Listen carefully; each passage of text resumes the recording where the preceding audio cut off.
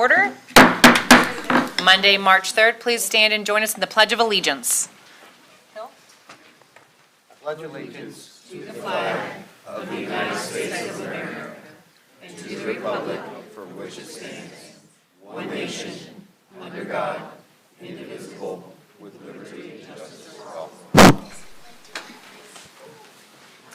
Thank you, everyone. Before we get into the public comments, I do want to remind everyone, especially commissioners, as you're speaking, if you could please speak into your mics. So I know that sometimes as we're listening, we kind of sit back a little bit, but it does not show up on the recording. So if you have something to say, just make sure you're sitting close. Neighbors will make sure that you also are using the microphone during public comments as well. Y'all did a fantastic job, so I could hear that. Thank you. All right. At this time, what I would like to do is I'm going to open public comments in just a moment. I do want to say thank you for everyone. We received your email, so if you sent an email, just so you know, it has been sent on to the Planning Commission. We've been receiving them last week up until today. I checked my email right before I came just in case there's anything new. They've also been added into the, most of them, if we received them last week, have been added into our packet for this evening, so all planning commissioners could review them. We also had the link for town council, so thank you for those of you who spoke at town council. That has also been reviewed in preparation for tonight as well. We received more information from the applicant. So thank you for the way that y'all have been communicating. It has been reviewed, it's been received. I do want to open public comments. You're welcome to share things that were shared at town council if you want to make sure that they are also presented tonight. We're going to, again, limit us to 5 minutes for the public comments.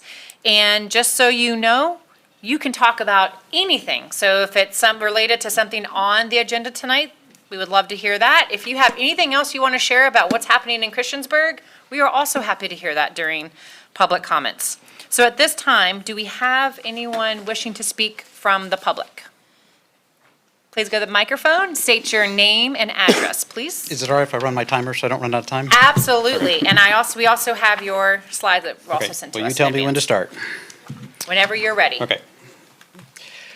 Hi, good evening, planning commissioners. I appreciate the opportunity. Third time being at the pulpit, and I'm still just as nervous as the first time, so I don't know why, but thank you for the opportunity to speak. I want to say that I met with some folks from the town today, and David Bradshaw, 475 Summit Ridge Road, Christiansburg, Virginia, 24073. Thank you. Sorry. See, nervous. That's okay. I've met with some of the folks from the town today, and I just want to say thank you to the town manager, planning director, and folks. They were very informative. And I want to say as part of that this has been a very fair process for us to share our piece and to talk, and I just want to thank you for that. And if you're going to get my slides ready, it's can I pause? I don't want to lose time. Yep, absolutely, you can pause. Go ahead and pause your timer. We're not going to count that time against you. So do I start over, or? I mean, I'm not asking for the whole 40 seconds. I mean, let's just give it a second. Hold on. And we also have the slides in front of us too. Oh, I want them up there. It helps. It's my security blanket. No, go for it. We'll just wait a second. We don't mind waiting.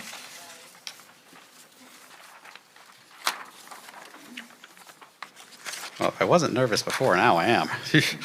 If you want, we can always see if anyone else wants to speak while they pull them up, and then you can fully start over again. Fully? Fully. I'll let you start. Name and address, everything? Yeah, and this time you can do it real quick. Okay. So we'll start over. Anyone else wishing to speak from the public while we pull up the slides? Yes, please come to the podium, state your name and address. Joshua Bryan, 225 Summit Ridge Road.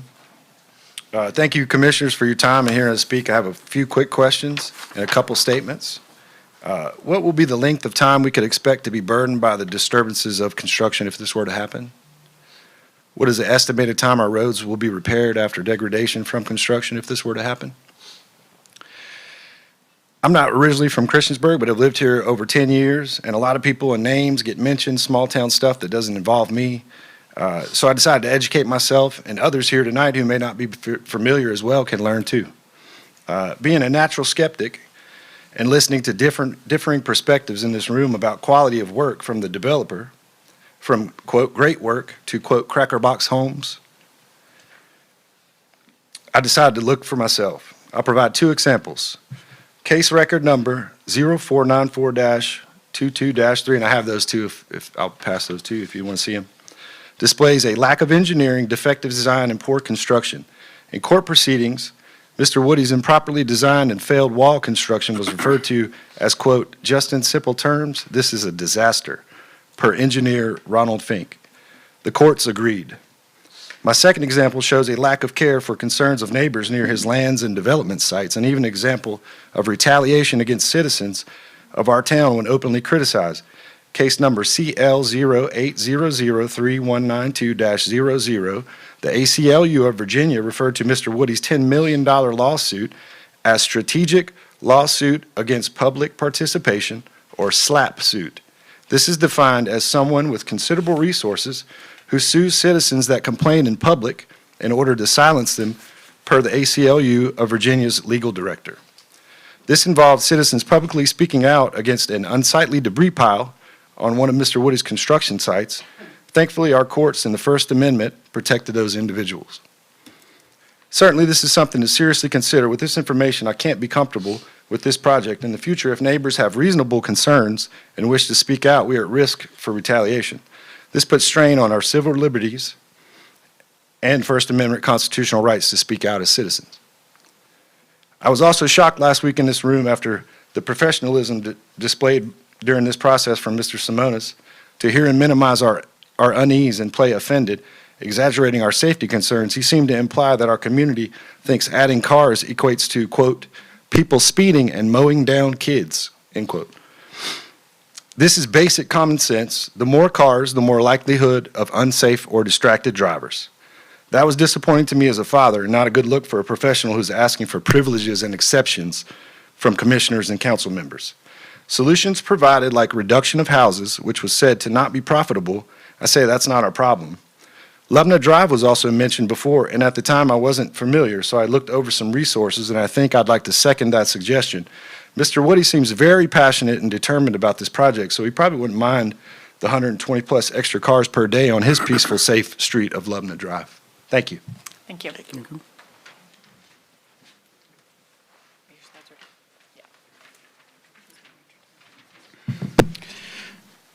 Vuja Day. That's where you wish none of this had ever happened before. All righty. Well, I'm back. David Bradshaw, 475 Summit Ridge Road. I appreciate the opportunity to be here, and again, I want to thank the town, and I want to thank you all for listening to us. It's been a fair process for us to voice our concerns, and that has not gone unappreciated. I'm not sure how to get to the second slide. If this, oh, so you'll do them? Okay. I really want to basically say that I presented maps, charts, data, and they went nowhere, I feel. And so I want to use my time here to have thoughts on the final thoughts from the town council meeting from Mr. Simones. So on the left is his complete list of his bullet points to close out that meeting, and I really just want to respond to those. The first thing that he said was that this use is in compliant with the town's comprehensive plan, and I'm here to say I don't think it is, and I hope that as you all debate, I hope that we hear you all use some of these sections from our town code and the master plan in your deliberations. But for example, the comprehensive plan per LUP 1.6 and SED 8.6 requires new housing to maintain stability and alignment with existing neighborhoods character. The proposed development of 3.3 lots, 74% denser, does not meet that. It disrupts this. It's the 60-foot frontages that clash with the R1 80-foot standards. And again, I've got section numbers in here, and I hope you'll use those in your deliberation tonight. Those protect the established patterns in the neighborhood. He mentioned that the density 3.2 units per acre under the R1 threshold of 4 units per acres is fine. Well, nowhere in the comprehensive plan does it say anything about units per threshold. It's or the specific number limiting that.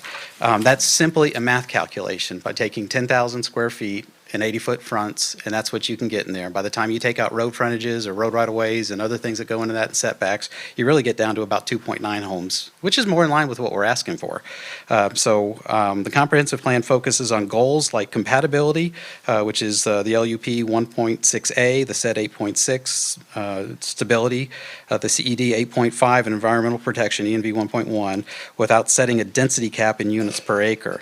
And again, it's not the 10,000, it's not the 7,000. It's not the 18,000, because I know some of them get pretty high. It's the frontages. It's the 60-foot frontages that we're concerned about that change our neighborhood.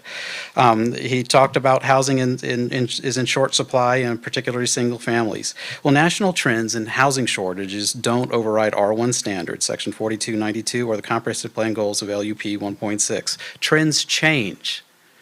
This is supposed to level this out. This is supposed to keep things in check, and that's all we're asking. We're not against the zoning. We're against the density. It is a higher density than what's in our neighborhood. It does put more traffic on the roads, and we're concerned about that. And so that's what we're asking. We're not asking for the 1 acre lots or even the 3/4 acres. We're asking to just say, fine, go with the zoning. Any man can do what he owns with his property. We see that. The zoning's not the problem. It's the density, and that's all we're asking you to consider. Another point on my next slide. Talked about public works staff has confirmed that there are no known water or sewer issues in the area. Well, Public Works confirmation of no water or sewer issues reflects the existing system modeled for R1 housing. And that model, I learned today, was probably based on R1 zoning, the 10,000 square foot lots with 80-foot frontages. That's a whole lot bigger difference than the 60 units that they want to put in there with the 60 with the 60-foot frontage. That's a game changer on sewer capacity. And so I don't doubt that there's not capacity in the whole system. We're concerned about what's in our neighborhood, what could backflow into our yards through the sanitary sewer overflows or into our basements through other means. And also, I'm going to run out of time here. I better be careful. If you look at the town staff and Summit Ridge Road is in good and excellent condition, that might meet the definition, but it can easily be upgraded, but can it be easily upgraded to meet the town standards for drainage, curb and guttering, and width if it were to become connected, a connector street with future developments? TRN 3.3 of the comprehensive plan, page 144, says, consider future streets connections to reduce congestion and divert through traffic away from residential streets. LUP 2.8 says on page 150, ensure land use decisions are integrated with transportation decisions, prevent future gridlock. And a fact, and this was mentioned several times, future subdivisions require connectivity. Existing Summit Ridge Road doesn't support easy widening or drainage retrofits. And finally, these will be residents of Christiansburg families, young professionals, empty nesters, just like the neighborhood. Well, residential type doesn't play into this. We're talking about protecting our homes and our structures and our investments in the R1 district, which I believe is a very treasured place. And my last slide, with my last 3 seconds or 5 seconds, we do support new development. This is not a not in my backyard statement. We'd love to welcome new neighbors. It's that kind of neighborhood. I hope you'll consider what I've tried to present quickly, and I ask that you deny the conditional use permit, and we're fine with the rezoning. Thank you for your time. Thank you, nicely done. Hello, Anna Bryan, 225 Summit Ridge Road. Thank you for hearing me tonight. I appreciate all of you taking the time to hear us speak. I just wanted to say that I oppose this project, and I wanted to give some data provided by the National Household Travel Survey. It indicates that in Virginia, via 2009, the average number of vehicle trips per household per day was approximately, for your urban areas, 5.14 trips, suburban areas 6.05 trips, and rural areas 5.65 trips. Given that the residents of Christiansburg affected by this project encompasses urban and rural areas, the average household in the county likely makes between 5 to 6 vehicle trips per day. With 60 new houses at a minimum of 2 cars per household, making an estimated 5 trips per day, this results in additional 600 vehicle trips daily. I would also like to share data from our own citizen traffic study that I participated in.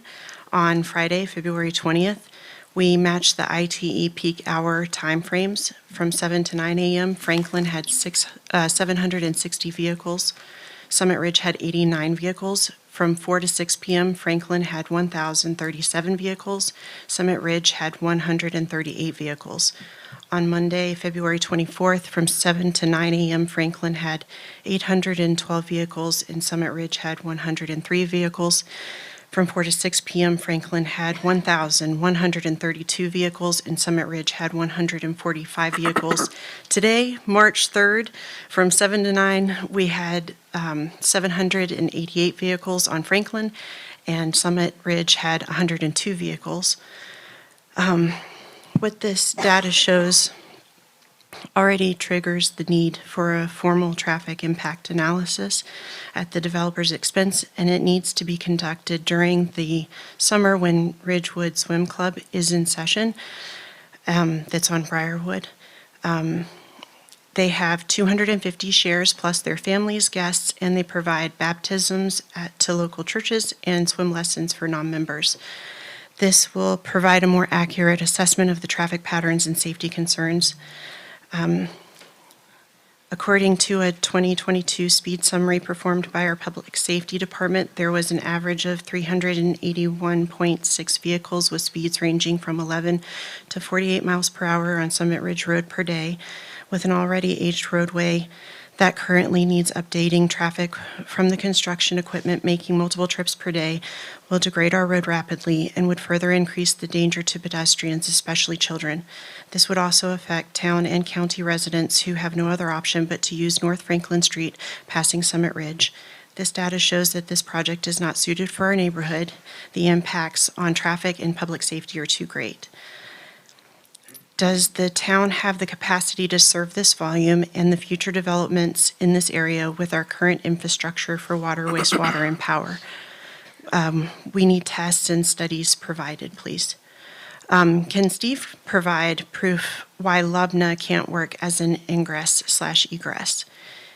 If the Planning Commission is to recommend the new development to connect to Summit Ridge Road, I believe the intention of the builder's stub-outs to property not yet attained or developed will connect to Route 8, bringing much more traffic through our neighborhood to bypass the stoplights on Main Street. We have at least 38 children under 14 years old in our neighborhood. As the older generation will inevitably sell their homes to downsize, that number will continue to rise. The fact that Steve flippantly said no one will be mowing down children is an inflammatory accusation of our position in keeping our kid-friendly neighborhood safe. This shows to me that he doesn't care about us or the community. Thank you. Thank you.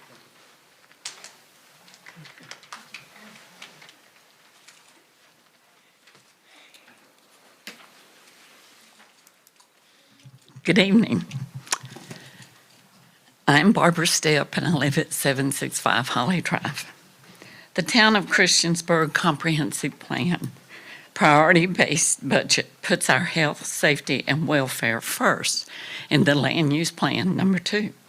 Cramming 60 homes here without buffers, stormwater fixes, or traffic plans, Chapter 40 subdivision, Section 40-28C, number 10, undermines that, altering our R1 stability. We respectfully request denial. This proposal diminishes our quality of life. Please consider Article 4, Single Family Residential District, R1, the Town of Christiansburg's Comprehensive Plan, and Chapter 40 subdivisions, and enforce those rules now.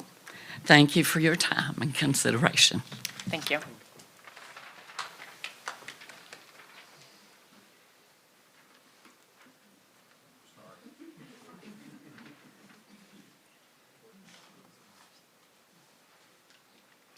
Don Peters, 455 Summit Ridge Road. Thank you for the opportunity to speak. I'm here to repeat my concern about the lighting on Summit Ridge Road. Summit Ridge Road is 6/10 of a mile long. It has 55 houses, and as of right now, it has 7 streetlights. We lost the one at the end of the dead end on Summit Ridge Road in the ice storm. Pole is back up. The light has still not been replaced. We hope that'll get replaced soon, of course. Of the 7 lights that are there now, 2 of them are very dim. When you walk at night in the dark, you can see where the good street lights shine up the road and brighten up the road. But the other 2 lights that are no good just look like shadows when you're walking at a distance. So they really are inadequate. And then when you walk under them, it's very, very dim. It does very little to to light things up. The good lights that we have are far apart, and definitely on Summit Ridge Road, even in spite of the dim lights, there are light and dark shadows along that road at nighttime and in the early morning. I didn't find any codes for distances of streetlights in Christiansburg. I did find a couple of sites. A couple of them were from other states, and then there were a couple of traffic-type sites. And apparently, the rule of thumb for distance between street lighting is 2.5 to 3 times the height of the pole. So I went out and eyeballed that, and I figured by using that rule, and I went 3 poles apart, we could probably take 9 new lights on the street. And we might need 2 or 3 new poles to put up to have those lights on. Summit Ridge does have walkers and joggers early in the morning, also at night when things are dark. It's not safe now, really, as far as lighting is concerned. With the housing development, of course, things are going to be that much less safe. Whether it's 60 houses, which I'm opposed to, or if it's fewer houses, which I'm not opposed to, still, there's a real danger there to pedestrians. So I would request that the town really look into this, no matter how many houses go up, and make sure we have the adequate lighting that we need to keep that road safe. Thank you very much. Thank you.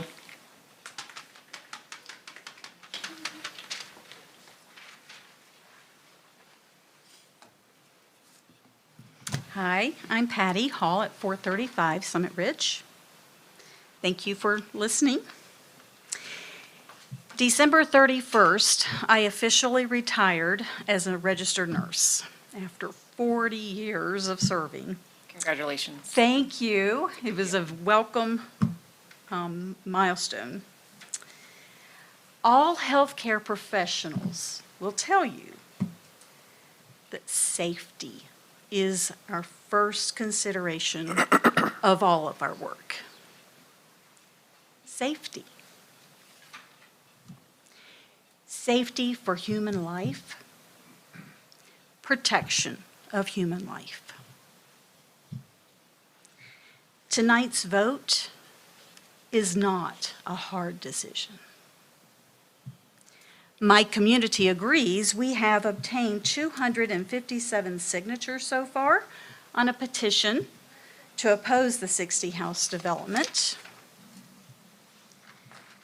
On February 18th, we met in this room with you, and at hour 2, minute 36 and 40 seconds, Commissioner Curtis asked Mr. Simonis, an engineer who has also taken an oath,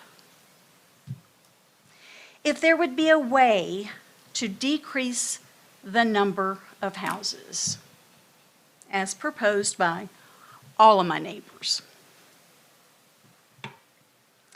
His unscripted response was, and I quote, "We are not going to cut 30 lots off. There is a reason we try to get, what we can in here to get a product at the price point we talked about." I'm going to reread that. Listen to his words. Unscripted. "We are not going to cut 30 lots off. There is a reason we try to get, what we can in here to get a product at the price point we talked about." Tonight is not a hard decision. Thank you. Thank you.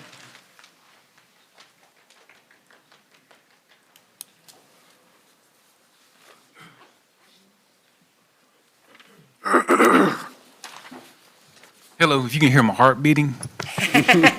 My name's Scott Wall. I'm at 190 Maple Drive, so I'm across the street. Last week, I was here just sitting back and I was just listening. And the word minimum got brought up a lot. The minimum size lot, the minimum what they could get away with. And that bugged me. When was minimum good enough? Was it good enough for Christiansburg? Was you just pick the lowest common denominator? We'll just say, when you go for a job and they're like, hey, would you like minimum wage? Anybody want to raise their hand on that? And that, it really bugged me. I sat back there and I just listened. I was like, well, do you want minimum from a builder? Do you want minimum from your children? Or do you have better aspirations? When you go to buy your house, do you say, you know what? I'll take the least you have, because that's what's available. For me, I moved to Christiansburg 15 years ago. Loved it. Still love it. But to see what's going up, like, forgive me, Mom, the townhouses that have been put in, and everybody, if you live in a townhouse, my apologies. I have a house. I have a brick ranch, which Mr. Simones said last week, the days of the half acre and brick ranch are gone. They're gone because developers don't build them. Not that we don't want them, not that people don't want to move into them, but you're not building them. You're building smaller houses on smaller plots so you can make more money. I understand, you got to make money, but you don't have to do it on somebody else's expense. Thank you.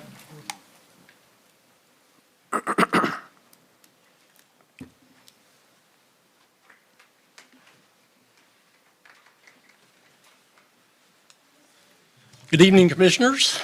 Good to see you again tonight. My name is Rod Hall from 435 Summit Ridge Road.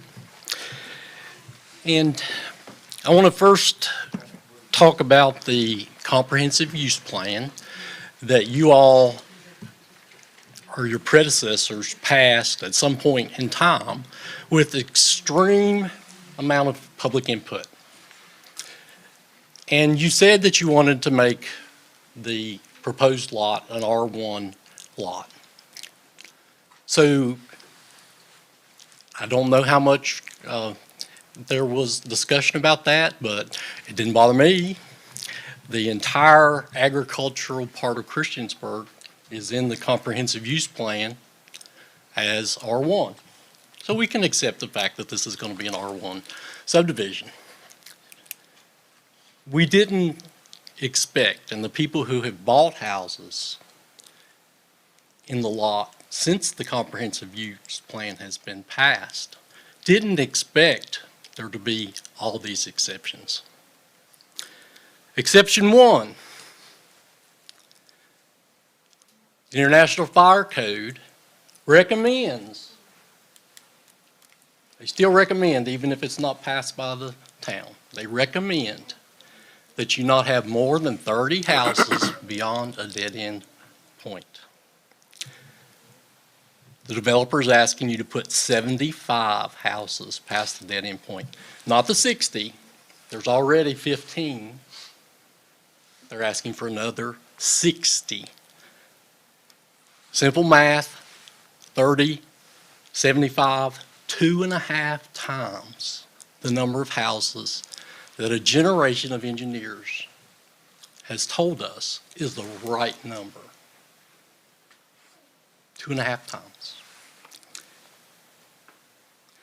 As David said, they want an exception. They want the lot length to be 60, not 80. That means that in between two houses, 15 feet.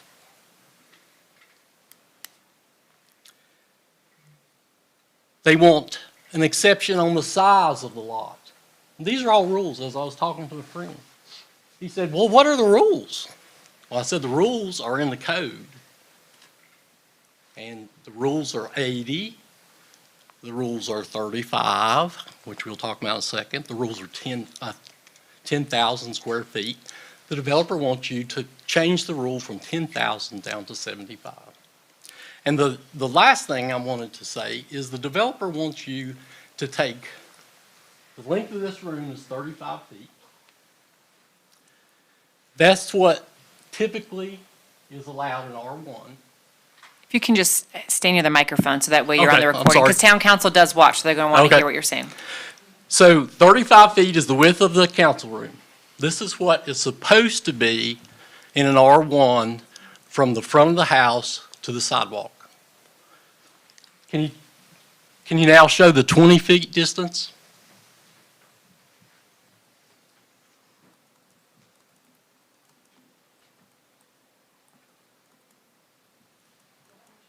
From that wall to the side of this speaker is what you're being asked to put in a neighborhood that averages about 50 feet.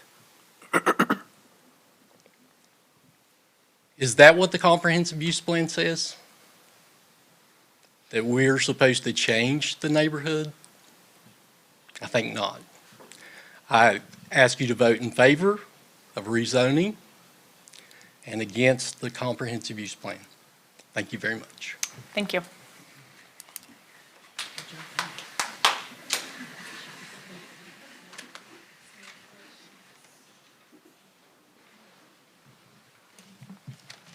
Anyone else wishing to make a public comment? Good evening, Chairperson and Commissioners. My name is Jennifer Friend, and I live at 340 Summit Ridge Road. I'm here today to voice my strong objection to the proposed development at the end of Summit Ridge Road, particularly concerning the conditional use permit. My family and I have lived in our home for nearly 18 years. Along with my husband and 3 children, we chose this neighborhood because of its spaciousness and the safety of its walkable streets. We valued the opportunity to be part of a close-knit community without feeling overcrowded. This was something we couldn't find in other areas of Christiansburg, which led us to settle here. As you consider this proposal, I urge you to think about the well-being of the current residents in the neighborhood. Adding another dense housing development to an already established low-density area would have significant impacts on the character and quality of life that we all cherish here.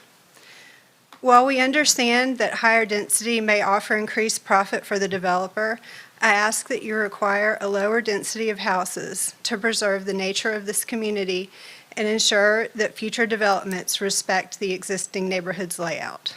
Thank you for your time and consideration. Thank you.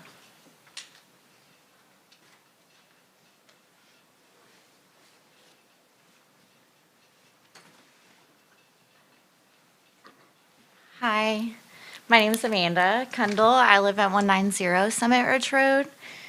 This is my son Declan.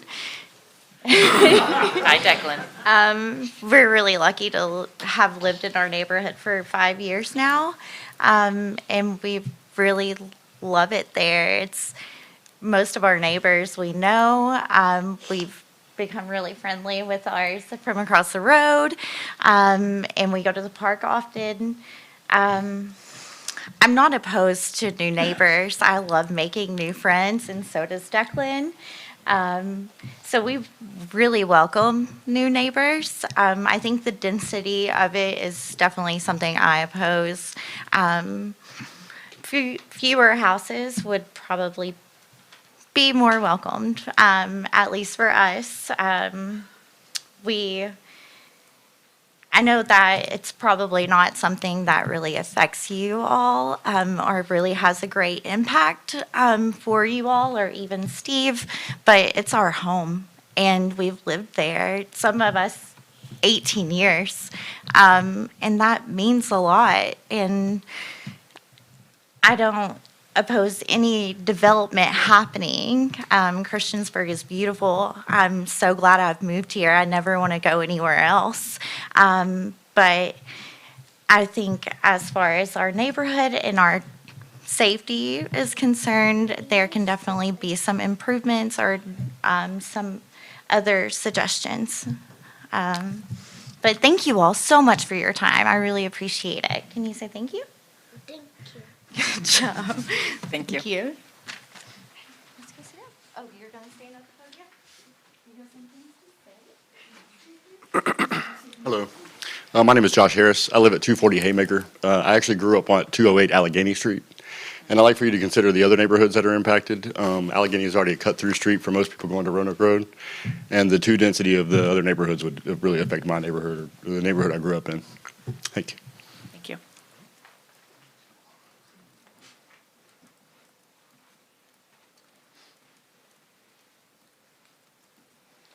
Good evening, I'm Carrie Bradshaw. I live at 475 Summit Ridge Road.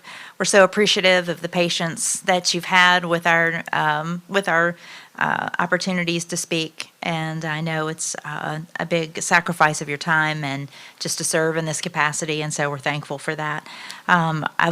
We've lived in our home for 25 years. We've enjoyed our neighbors, our neighborhood. We know the Ridingers. We appreciate when we moved there were horses in those fields, and so there's a lot of nostalgia, and so I think you're seeing a lot of that tonight. But we're not saying that we didn't know change was coming. We knew the Ridingers would not always be there, and we knew that this would eventually be developed. We're just asking for responsible development. You've heard all the issues of infrastructure and traffic and the density and the runoff and all the different things, and that doesn't need to be rehashed. But I ask that you really consider the opportunity that you have for a scaled back opportunity for planning that includes more road development. There's other land around our street, Summit Ridge Road. There's land to the back, and that will no doubt be developed at some point. There's other places where neighborhoods can go in, that a careful plan of new roads that don't impact Summit Ridge. Mr. Bernard mentioned, it should be cut off completely, and the consideration of its own ingress and egress exists with other development that will surely happen on the other side of Summit Ridge Road. All that land is just waiting for development, and it may not be in the plan right now, but I'm sure that it is in the future because of the land that's available. I just ask that you deny the CUP and in its present form, because it's too many houses and it's too dense. Stub outs that go to nowhere need to go somewhere. They have a purpose, and if there's no real plan for roadways, it becomes a problem you have to manage instead of an opportunity to be proactive and set in place what can be. Thank you. Thank you.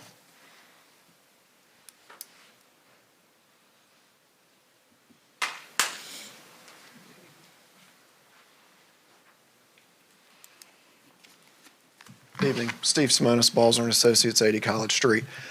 You all got hopefully got my email from last week that was just an update after town council the other night. I don't have a presentation. What we wanted to share as far as updates, the fencing around the ponds, conversations with the Foursquare church folks, just shared that with you all. And then I just wanted to say I appreciate staff. I know they've done a lot of work on the backside in the last couple of weeks, digging into some of the things that have been brought up on our side as well as the neighbor side. So I appreciate staff, the engineering, the fire department, putting that stuff together in the most recent staff report. But I'm here to answer any questions as you all deliberate. Thank you, Steve.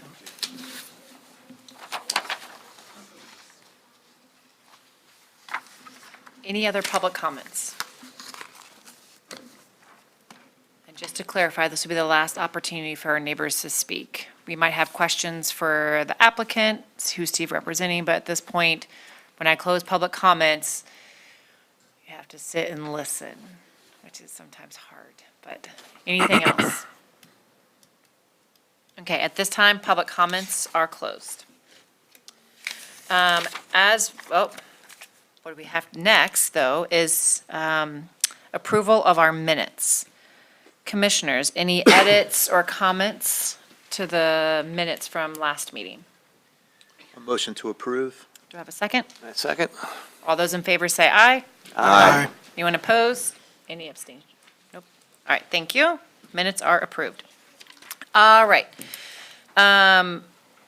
Before we head into commissioners discussing, I would like staff, there were some updates that you all had provided in our packets.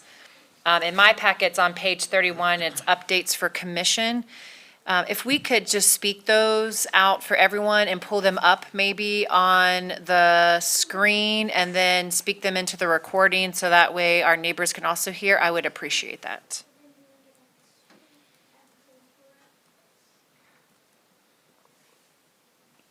And while we're pulling that up, just so you know, this evening we will be taking action. So if you want to stay, that is what you will be witnessing. So I know maybe we have people need to head out, but we will not be delaying unless for some reason unbeknownst to me. But we'll be taking action this evening.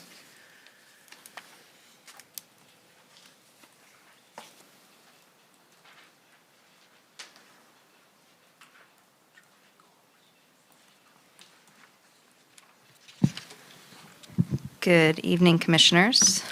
Since the last Commission meeting, February 18th, 2025, there were several updates for the Commission. The applicant has provided a revised master plan, which has been included in your packet. The revised master plan, as Mr. Simonis noted, shows fencing around the stormwater areas, and no changes have been made to the proffers or proposed conditions.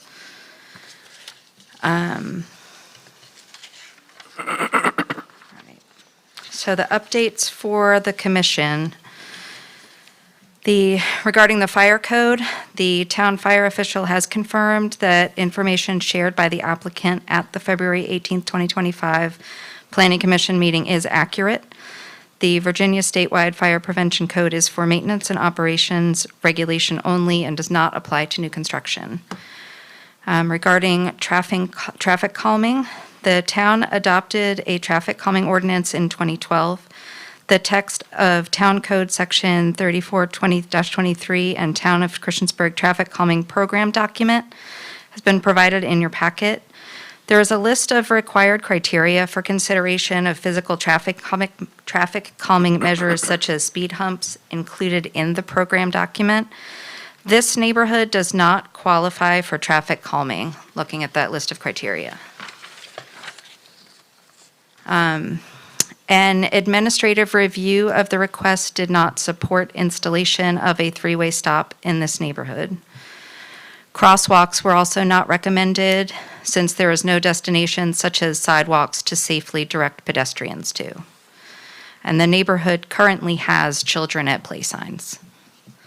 Regarding no parking signs, the commission asked that staff look into the process for establishing a no parking sign on one roadside to prevent street parking on both sides of the road.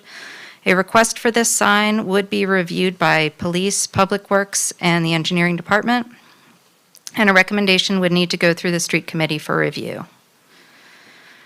Regarding line of sight, town staff investigated line of sight complaints in the neighborhood. It has been determined that line of sight at the intersection of Summit Ridge and Briarwood could be impacted by overgrowth, but that it is not an impact from street engineering.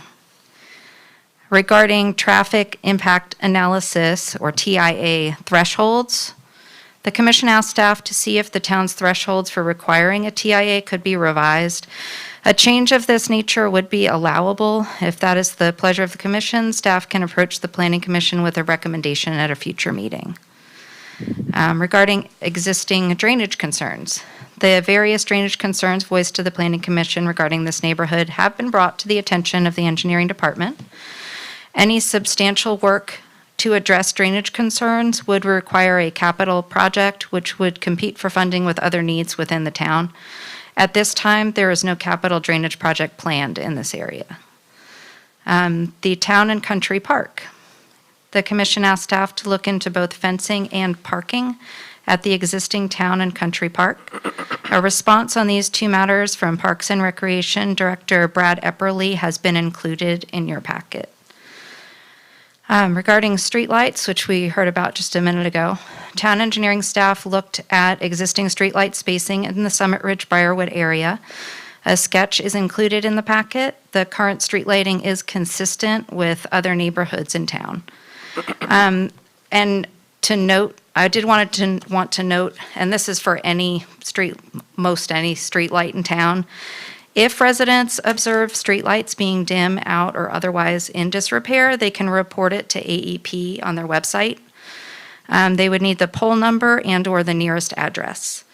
If you would like, any resident can report these outages or dim lights to the town, and we can report it to AEP on their behalf.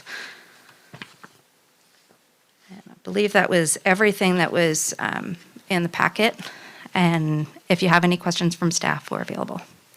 I just want to say thank you so much for following up on all of those points. I really appreciate it, staff. thank you. That's a lot of work. Thank you. I do want to note and just speak into the minutes regarding the fencing for the playground. We did hear from Brad Epperly in an email, and distinguishing between a mini park and a neighborhood park, and that what is currently there is considered a mini park, which means it serves a smaller number of folks, which is why there's limited parking. If they did too much to increase it, you might have folks coming from other places into your park. He did also talk about fencing, and they had designed it with greenery as buffer to sort of protect it and to make it more visually appealing. They're not opposed to a fence, but they thought that would maybe detract from the experience there in the neighborhood. He did have some ideas maybe about adding in more greenery to provide some more barriers between the road. So just so you know, we did get some information about that. So if you want to talk further about the park, I think there were a lot of different things that came up from these 3 meetings, some that we will directly talk about in regards to the rezoning in the CUP, but others I think are just relevant to your neighborhood that maybe you're leaving a little bit more informed on how we can address them, such as the lighting or the park. But I do want to say thank you again to staff and Brad for providing more information on the playground in the neighborhood. We can talk further about that also if needed. Anything else, staff, that we should consider before I open it up for planning commissioner discussion? Okay.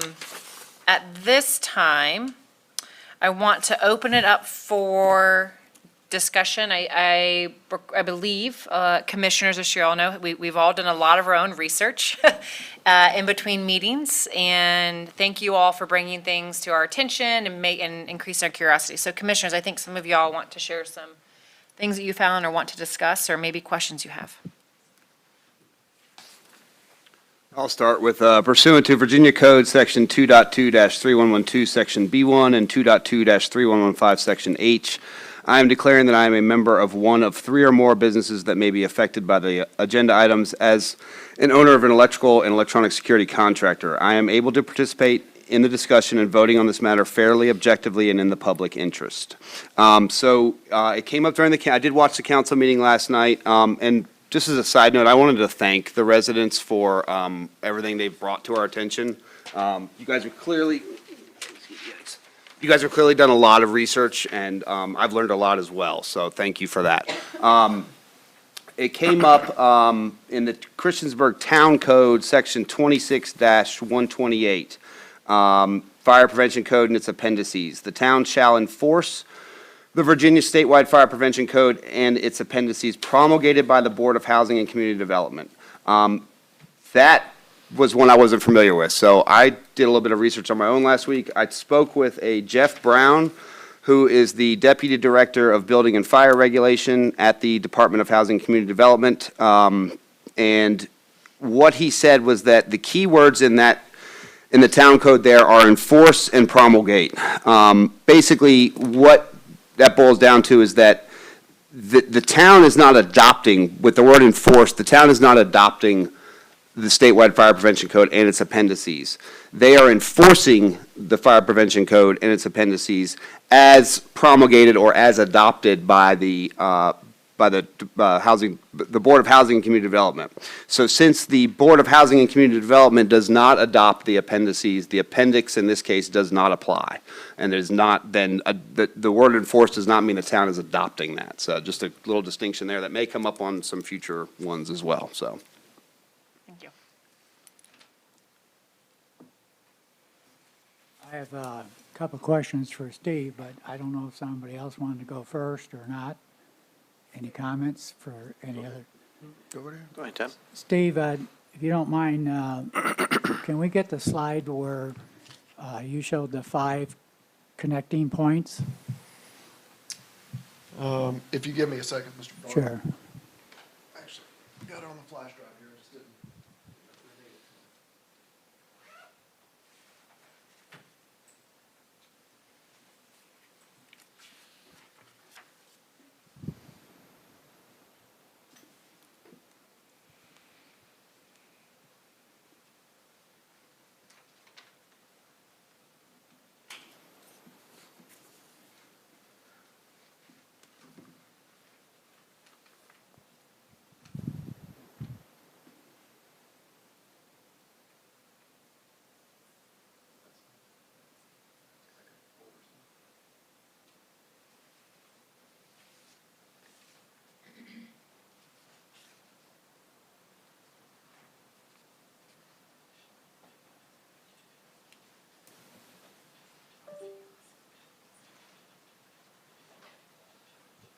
While we're waiting.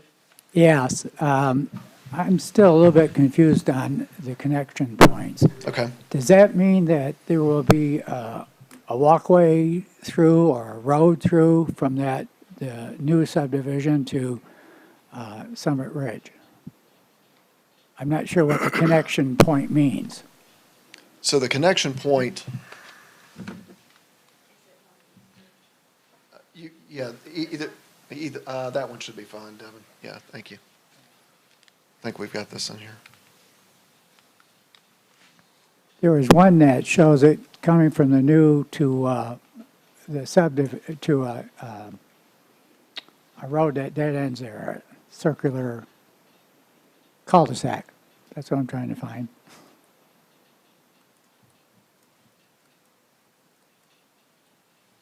Scrolling down, that one right there. There you go. There we That's go. the one, yeah.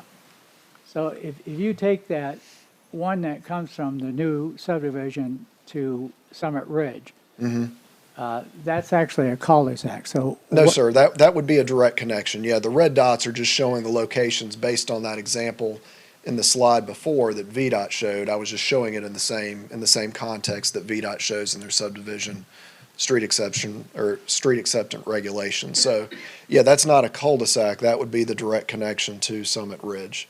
But the other one's a cul-de-sac. This would be a cul-de-sac right here, yes, sir. Yeah. And then this would stub out just as a dead-end road for right now, and this one would as well.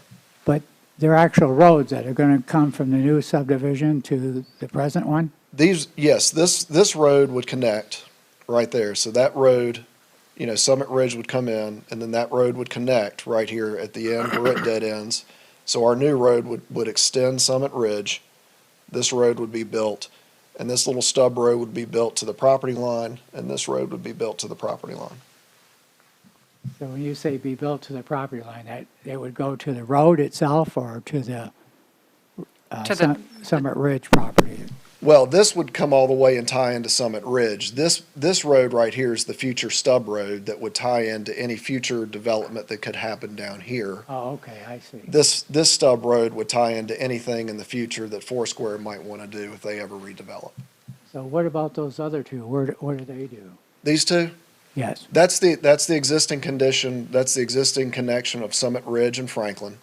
So that's one connection point for Summit Ridge. When Summit Ridge was developed, they had a connection point here.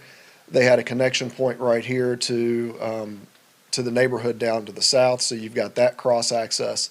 And then they had a dead end going into the Reidinger property right here, which is where we'll tie in. Okay. So that was just showing the examples that based on those SSAR guidelines, that you would need a certain amount of connection points, whether it be a real, honest connection today or a future connection for tomorrow. Those certain connection points, there's a number that's based on the number of lots that are being served by those roads. And that's what I was exhibiting with this, similar to the slide right before this that was showing the VDOT examples. Okay. So in the future, if they come through though, they would come, If this property develops here, or this property develops here, they would likely be required, just as we mentioned in those same guidelines I was just discussing, that a connection point would tie in to these two new roads. That would be anticipated, with the development. any subdivision that would happen down here would almost certainly, want to do that, because again, you wouldn't want to have additional traffic coming up Summit Ridge to dead end down here. You'd want to connect into to Kimball and some of these other lots. There's a road right here that runs adjacent to this property, and then the couple roads that tie back out. Now, Foursquare, I don't know. I mean, they could develop commercially and not have to make that tie-in. If they had a residential subdivision road, likely the town would want them to make that connection as well, but that would be part of another project, obviously. And that's what I'd ask them, based on your all suggestion, we reached out to the church. The only other comment right now is the church. I know that they own that Great Road on Main and lost a lot of money on it. And my understanding is they're still financially strapped a little bit. I know that you had talked to them about renting out or making an exit through there, egress through there. Was any dollars proposed to them at all? I mean, I don't want to tell Woody what to do. Well, actually I do, but I can't. So. Well, no, when I reached out to the folks over there, I said, here's the situation. We're working on a project next door, sent them a copy of the layout, and said, we've been asked by Planning Commission, the neighbors have had concerns about traffic and if there are other ways in and out of the subdivision. So we've been asked by Planning Commission to come back to come to you all and see if there's any appetite to allow either a full accessed right-of-way or even an emergency access that would just be accessed by fire, EMS, or rescue, and could be bollarded off like we've talked about on other projects. And their response back to me was, thank you for reaching out. We appreciate you letting us know about the project. At this time, we're not in a position to offer any access through the property. It was really that simple. Yeah, but it was clear that you would pay for it? No, we didn't offer a number because again, we were asking because that's a change in how they would operate their property, because as of right now, that access that comes to them, part of it, I think it's is it Lifeway right there? So there's a portion of it, I believe, that's public as it goes up to Lubna. Right. And then the rest of it's private as it goes into their parking lots. Right. I drove back there over the weekend and took a look at it.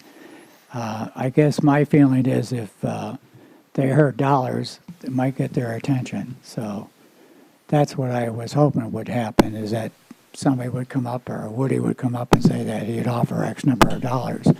And then that could be negotiated, because I really still believe that they would be interested in doing something with us if they got paid for it. And normally when we go about asking for an easement or asking for a right-of-way, we start with just the way I explained it. We would start asking the property owner if they have any interest in it. If there is an interest in it, then that's when you get into those discussions about, okay, what's the compensation needed for that based on the true market value, of the land that would be taken and encumbered by that easement or right-of-way. So we didn't even get to that second spot because they said they weren't interested in having a discussion about it. Okay.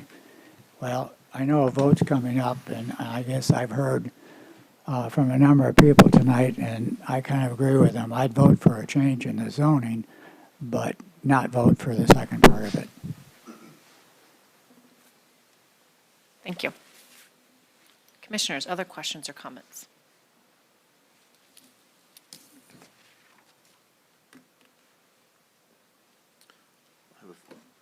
When I joined the commission some years ago, my goal was to look at the future, of course, but also protect the kind of the charm of what our town has. I mean, Charleston, South Carolina has its charm. We have our charm. And I think if you look through the neighborhoods in this town, the Craig Mountains, the Huff Acres, Kingston Court, Sherwood Forest, Walnut Grove, Rose Hill Drive, Atkinson Acres, and Mockingbird Hill, which those two were directly across from the proposed Town and Country Estates. The list goes on. These are standard, beautiful residential neighborhoods. Park Street, East and West Main, I just went along and I kind of consider these to be the bulk of our town. And what makes these neighborhoods so special, I have a few examples. I mean, they have they're big lots. They have enough driveway to park all their cars. They large enough lots to have a shed, a garden, maybe add on to the home. And we don't we don't build basements anymore, but there's, to have room to put a shed out back, a she shed, right? Out back. And these lots are quarter acre, third acre, half acre. They're nice, a lot of room. And it's the kind of thing, it's a starter home, but it maybe could be expanded into a forever home. I'm one of those that fits in that category who bought a smaller home but then added on because I had space. Side-to-side spacing between homes, really important, room to breathe, not have neighbors right on top of you. There's research out there that says that if you have a little more space between your neighbors, you actually get along better, socialize more.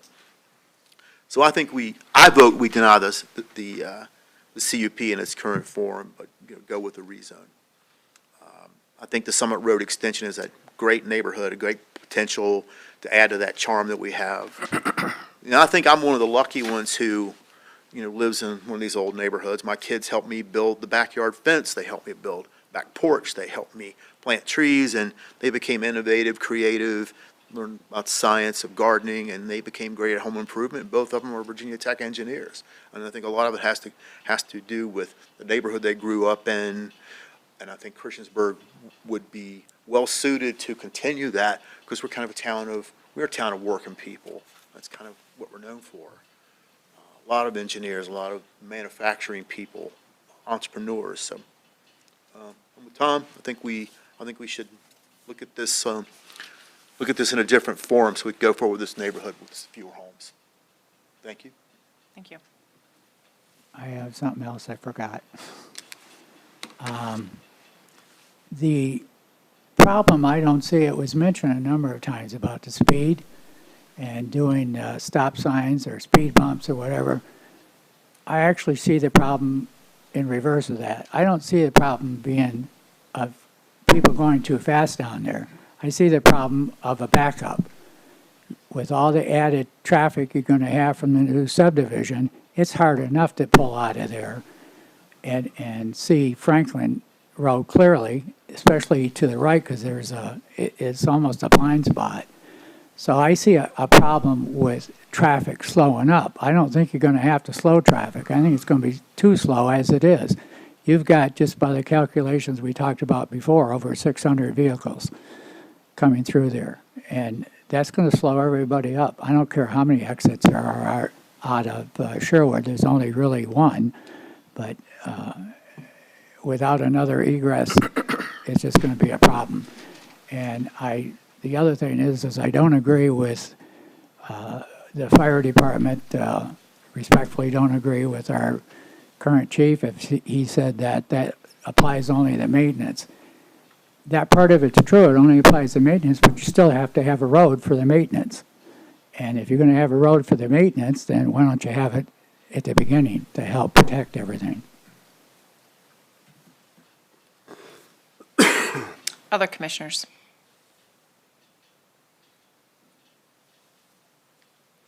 There were two questions at least that I tracked that citizens brought up, Steve, and I think we've chatted about them before, but if you don't mind responding to them, well, one of them is for you and one of them actually would be for the town. But the question regarding the length of construction, if I recall correctly, there was something about developing the road within a year of starting construction. But if you don't mind coming to the podium, Stephen, just talking about like a general timeline again of if it was approved, what's the timeline look like for construction? Right. If we move through this process tonight and next week with council, it's about a 6 to 7 month process, maybe 8 months to get the plans designed and then make it through the town process of getting subdivision site plan and subdivision plat approval. So that puts us, 8 months, like I said, 8 months down the road. Site work on a project of this size, 2 stormwater facilities, a road, water, sewer infrastructure, I'm figuring maybe 6 months of site work, probably on the long end. It's not a huge project, not a huge area. We're not anticipating a lot of earth that would need to be moved. The site lays very well, so the hope would be we're putting those roads in pretty much at grade, having some walkout basement opportunities on the lots there on the lower side and up against 81. And then the houses, I can't really say off the top of my head, to build 60 houses in that time frame, but probably, 18 months, depending upon the, the market. So, I mean, it's it's not a huge project, but I mean, there is time involved to getting the units built. Thank you. And Steve, there's no phase one or phase two, it's just all. We haven't set any phasing yet. We did say in the proffer statement that if we do phase, that one road stub beside Lot 11 would be in phase one. What we normally would do in phasing is we would get the mass grading done, get the heavy infrastructure done, again with the water and sewer and the stormwater, which has to be done, before we can start really building any houses and occupying them. And maybe we pave, a section, maybe this is phase one. We pave that area, get some houses started, and as some of the sales start to happen there, go ahead and pave the rest of, Road B here and get the rest of that, but we don't have a phasing plan per se. Okay, thank you. Is the intent for him to start immediately? I know a lot of times it takes Mr. Woody a little while. We get something approved and he may or may not, because I know he has other projects and stuff going on as well. He does, but this is the next one in the queue that he'd like to start working on. He's finishing up, the project at Christiansburg Middle School right now. So we had a good conversation. I don't mean to go off track. We had a good conversation last week after town council. I was explaining it to him, and he said, he tries to do a lot of things to limit traffic into his developments. He will buy large stocks of lumber and sheetrock, so they're sitting on site in container trucks and pods, so they're not constantly bringing, material in daily, as they're building houses. He said that was important to him doing that project at Harkrader, because why, it's right next door to CMS, and knowing you're going to have buses and kids walking and kids playing on the playgrounds and things there. So he is aware of the concerns that have been addressed through this. But yeah, he would be looking to move forward with this as we get, if we get it approved. Thank you. The second question that I heard from the same neighbor was the estimated time of repair to any damage done to the road. But if I recall, that was, we had discussed that at a previous conversation. And one, it'd have to be assessed if there was damage done to the road. And then what would be, let's say that there is damage done to Summit Ridge. What would be the process and length of time of requesting that to be repaired, paved over, and who would pay for that? That would be something that would go through the engineering department and public works. It depends on the severity, I guess, of what it may be that was damaged. If there was a need for the roadway to be widened, that would be another consideration, which would cause having to restructure right-of-way, request additional right-of-way easements. So it depends on the situation. Okay. And would that be at the town's cost, or if damage is done to the road from construction? Do y'all have experience where if a project does damage the road, that the builder pays for it, or is that usually at the town's expense? If there's evidence that the developer somehow was responsible for that, it would be the same kind of claim as an individual getting in an accident. Okay. But, you would have to prove. You'd have to have proof, yeah.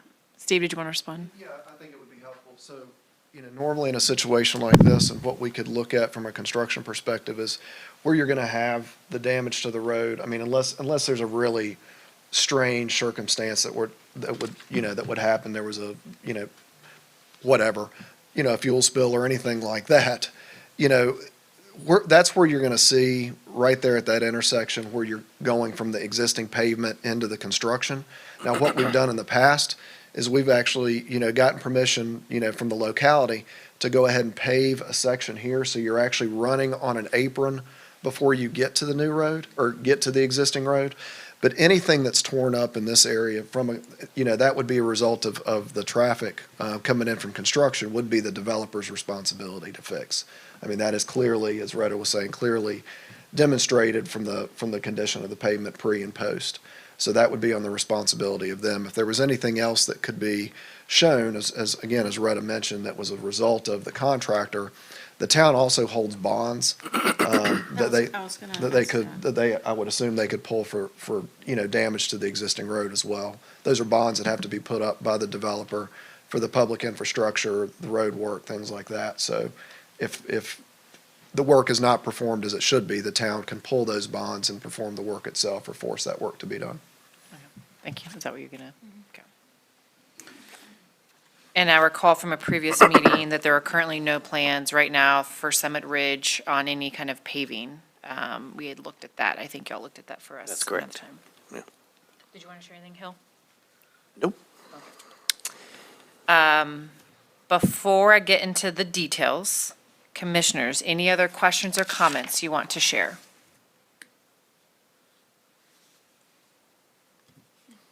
Okay, so,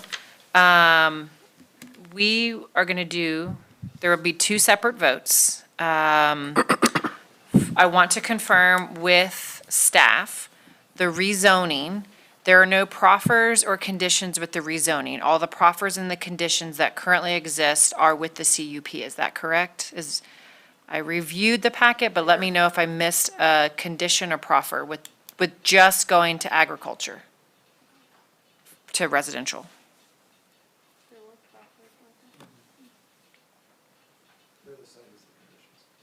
Yeah. It is in your packet, but the proffers with the rezoning are identical to the conditions that are attached to the CUP.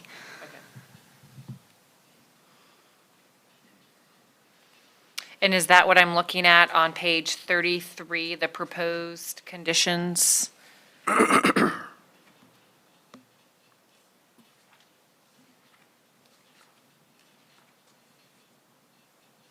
It's page 33 in the document of 121, but it's like page 5 or something.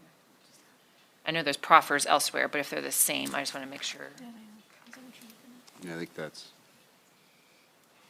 Thank you for zooming in. We all appreciate that. And we're seeing the same. It's the same. It's the same thing, okay. It's the same statement, just on a different part. I guess my question is,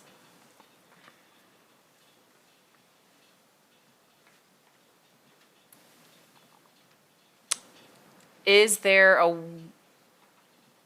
a way to vote for the rezoning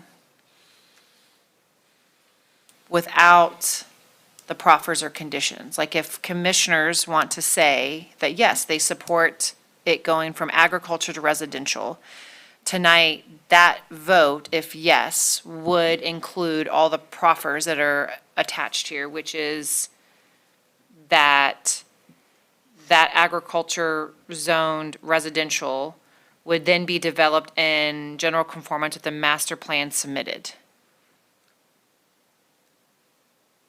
Are you saying that you I- want the proffers or not? I guess I'm asking, is there an option to remove them or not?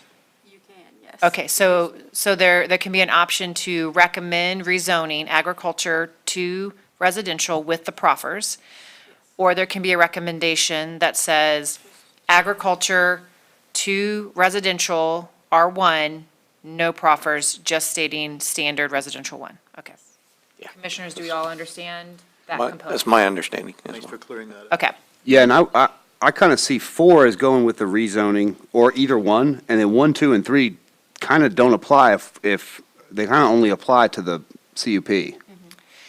Yes, but they are currently proffered with the. Right, so- right, So, yeah. so, yeah, Yeah. you can't separate them and they're proffered, which means if we say we recommend, then that means they are with that residential, which could potentially limit any future options with rezoning to residential. So just note that, we can make a recommendation or deny, either way, but you can do it with or without proffers for the rezoning piece. The second piece, I want to talk about the conditions. Let's just throw it out there that there is a desire of some kind to recommend moving forward with the conditional use permit. We have the conditions that are listed. As always, though, we can add more conditions. So I am curious, commissioners, are there conditions that you, I have a couple in my head, but I'm going to see. Are there any conditions that you would add that would make you say, I would recommend if we added such and such condition? Yes, if we added more egress and ingress. So let's make sure we're close to the microphone. So I'd say egress, and so we'd have to be clear about that, because technically, according to the VDOT, they would consider those stubs. What you're saying is a direct path. You would need to see a exit from the development connecting directly to a road, is what you're saying, Correct. okay? So that would be any other conditions that you'd want to see. And ingress the same way. You'd have an ingress and an egress to a different road. Okay. Anything, and if you had that, you'd be happy with the 60. I wouldn't be happy, but I'd probably be more open to voting for it. Okay. Other commissioners? I think I would prefer to see less housing. Okay. Less housing. Okay. So what would be a condition, when you say less housing, what would you? Probably a like? maximum for me would be, a happy point would be about 40 Okay. units. Okay. Commissioners, thoughts on that, or other things?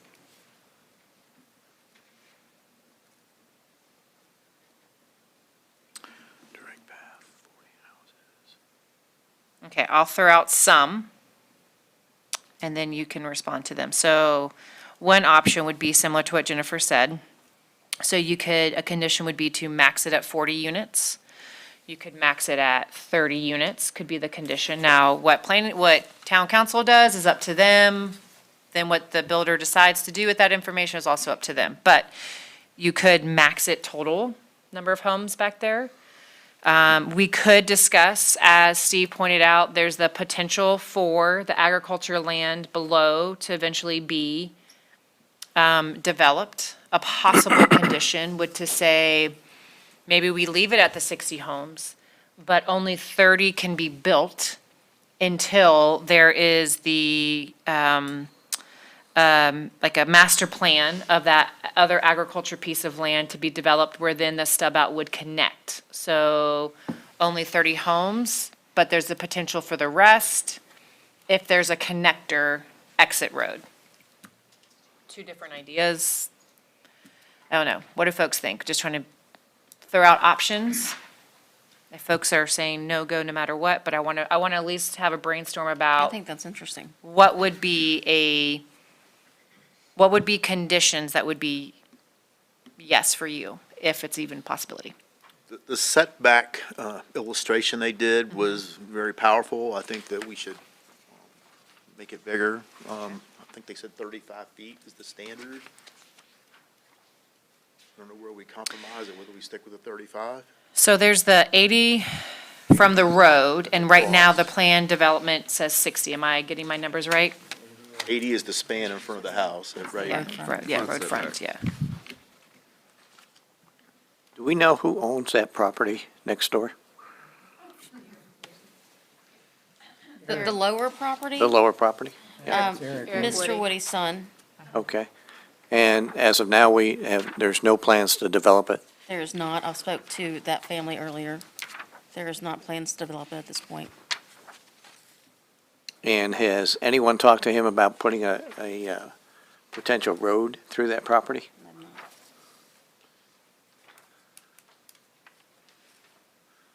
So is it safe to say that like, what we do here would be almost transferable to, if they started developing down there, would be similar standard, similar terms? What we do here would kind of carry over a bit? So everything that we recommend is a recommendation to town council. So it would be us saying, re-recommend with these conditions. Town council then can say, nice work neighbors, nice work everybody working together. We like the conditions, we will keep or adapt. Or they might say, thank you for your work, we're gonna keep it as the original applicant had, or they could say we decline all of it and disapprove. Am I correct, Retta, on that? So everything that we say is a recommendation to town council, but it's us doing the process here, which is to take everything that we have heard and say, based on the concerns that we have, the citizens, the needs of Christiansburg, is there possibly some middle ground? I think the middle ground is the reduction of the number of houses. Clearly, we've heard over the past several meetings, density is one of the sticking points. I like the idea of the 40 max. I think I wouldn't go below that, but I wouldn't go more than 40 in that development. I like that condition personally. It's clear that residents of that area all have similar concerns, and it's all related to the number of houses there. I think, not everybody's going to agree, but I think you can find some middle ground. I think the best thing to do is to work with the residents as well as work with the developer, and I think a lesser number of houses will be beneficial to see this project go through, and that's the one thing that I would recommend be a condition. So I'll add a few points to it. As to the rezoning, I'm fine with the rezoning without any of the proffers. As to the conditional use permit, the proffers that are up there are fine. I thought it was a brilliant idea of limit construction to 30 homes until we can actually extend that road into the new development. I think that would then get the development on the way. It would limit it down to the 30 homes until such road, extension road can be put in place to the new area or through the university, either way, one of those, just having a second road out. But that would limit the homes to 30 homes. That would limit the traffic until we have another road that's possible to go out, which then the project can move on. We talked about possibly a phase 1, phase 2. That might just go right along with your idea of the 30 homes. And we'll do that in phase 1. And then as soon as we can get an extension road, either way, we can continue on with the additional 30 more homes. Because I think what I've heard tonight was we like the development, we like the houses, we like new neighbors. We just don't like the traffic that's going through our neighborhood, and there should be another way in and out other than through the Summit Ridge Road. So that's my feelings for tonight on that. Again, I would vote to rezone without the proffers to R1, and then do the 60 homes with the conditional use condition being 30 homes phase 1, 30 homes phase 2 after an additional road can be constructed. So 60 homes, you're okay with the 60 homes? I'm in that okay with the space? 60 homes. I also sit on the regional commission, and the number of homes that are required in the New River Valley are enormous. There's not enough housing, and there's not enough affordable housing. There's a study that's done, and I sent it out to some of the commissioners, and it's really sad. It talks about the different occupations that can afford a home in the New River Valley, renting and owning, and they're just not there. It says, I'll give you an example. Cashiers can't afford to buy or rent. Retail salespersons can't afford to buy or rent. High school teachers, they can, in fact, afford to buy. Middle school teachers cannot. Child care workers cannot afford a home. Restaurant cooks cannot afford a home, or even rent in this area. So the need for housing in the whole New River Valley, and Christiansburg has done their fair share, that's for sure, is enormous. And we're not talking about huge homes that people are looking for. We're looking for homes that people have a starter family, and these are actually the perfect size, and I think it's a great development. And I hear the concerns from everyone tonight and understand it and appreciate all the comments, but I am going to take that into consideration, the need for housing, and with the criteria of, let's look at it carefully, and if we can limit it to 30 homes in a phasing project until we can get additional way in and out of the neighborhood, I would definitely go for that. Would not change my vote. I would like to see the roads. I think they're crucial enough to have in the beginning. I would like to see an egress, another egress and ingress road coming in there. So regardless of homes, if there's no second enter-exit to the neighborhood, you're a No, no-go? because you're looking down the road, down the future, that may or may not happen. Yeah, and I think 60 is way too many. I think that the folk, even though the house may be a 1,200, 1,600 square foot home, which is affordable, I think that extra land will greatly benefit a family versus necessarily the house size. They can add on to the house later as funds become available. But again, to me, it's the density of it, just the clustering of the homes that I think is not, So that adds not- to the price though. If you're wanting a it does, a third of but an it's acre not, to a it's not, all. half it's, acre lot, you're no longer at a $300,000 house. but it's not going to be a $500,000 house. It's going to It be, can jump up 50,000. it could be an extra, extra a third of an acre. That could be, it could be additional, but it would not be, again, it's just the long-term look of the neighborhood is what I'm thinking about. And 60 is extremely tight. I would be fine with the 60 if there was, to Tom's point, another means of accessing that development. Just, And even like an exclusive entrance from Route 8 or something? Well, like it's clear that, exclusive, so they would avoid it's Mr. Summit Ridge Woody's, altogether? I think it's Mr. Woody's son that owns the property below. Eric, yes. See, if there was a plan to put a road there that we knew that was gonna happen, or at least being discussed, I would be fine with the 60. But right now, 60 with just that one, So Jean Ann's recommendation, I Yeah. think that would probably work, right? yes, that would You have work. 30 for- houses now, 30. 30, once the secondary entrance has been Yes. created. I would be fine with 40, but 30 is a good number, half now, Right. half later. Sure. Yeah, 30, 40. 30, 40, it's,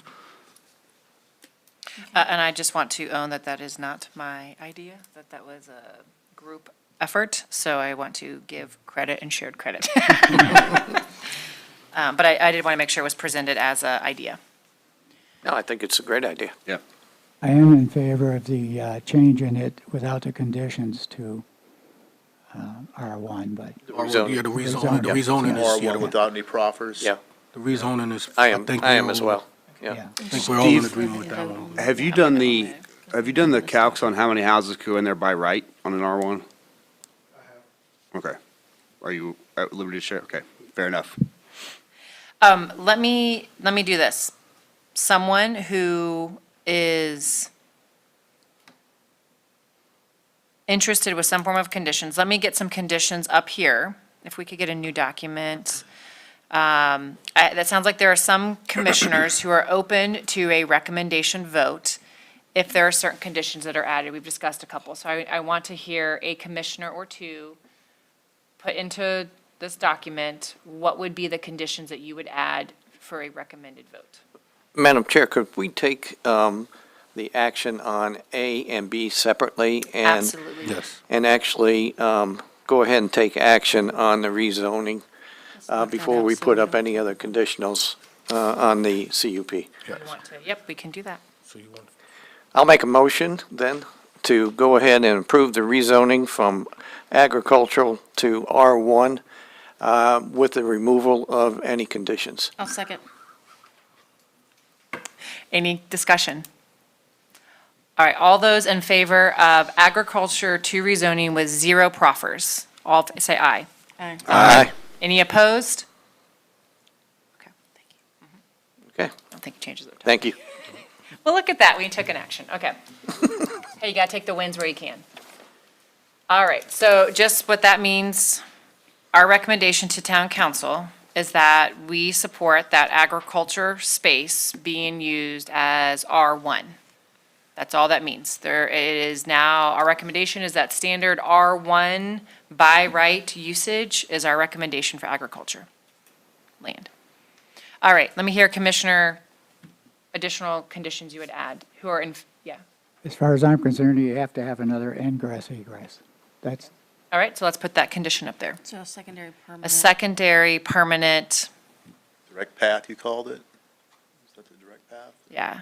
Because I don't want, I want to be clear about egress and ingress, because, you know, we talked about that emergency exit. I think what, that's so awesome. I think what we're talking about is a permanent access two-way in and out of the neighborhood. correct. Okay. And that's from the outset? Yes. It's from breaking ground, from anyone moving in, okay? So I'm gonna, my condition, I think I'm gonna follow yours more than I did mine with the 40 units. I think the condition should be that they can build 30 homes, and then once they have that secondary permanent access open, then they can build a second phase. Okay. And I also agree with that. Okay, and so here's, and what that's doing is finding the middle ground. It's not addressing completely the density. At that point, you still have 60 homes.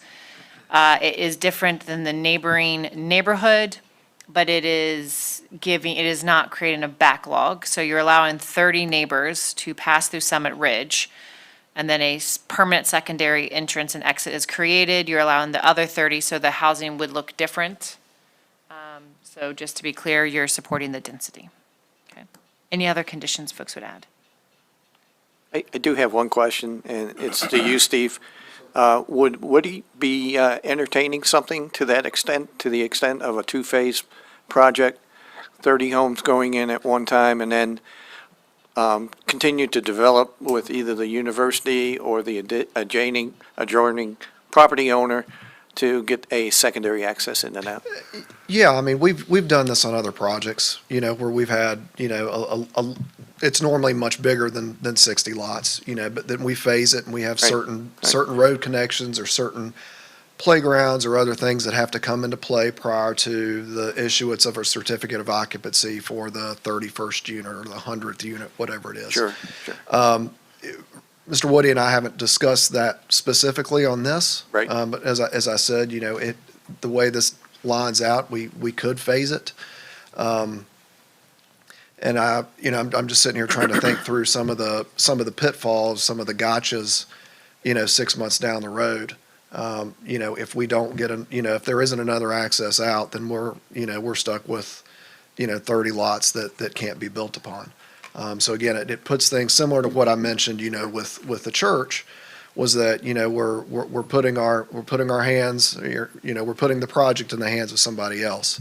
And that's not just with another property owner, whether it's Mr. Woody's son or somebody else, but it's a different commission, it could be a different council, you know, that would be taking action, because any of those projects, and I'm not saying I don't want you to go forward. I like the idea of at least being able to try to get to that 60 mark versus being set at a 30 or 40, because again, to Ms. Sauer's point, we've got to put the same amount of roads in, the same amount of water and sewer. Our infrastructure costs don't get smaller. We're just dividing it over less lots, so those prices do go up if we drop the overall lot number. But, you know, again, as we come back in, either one of those properties, whether it's Foursquare or the other property to the south, would have to be rezoned, would have to go through a similar process. So again, we'd be back in front of you.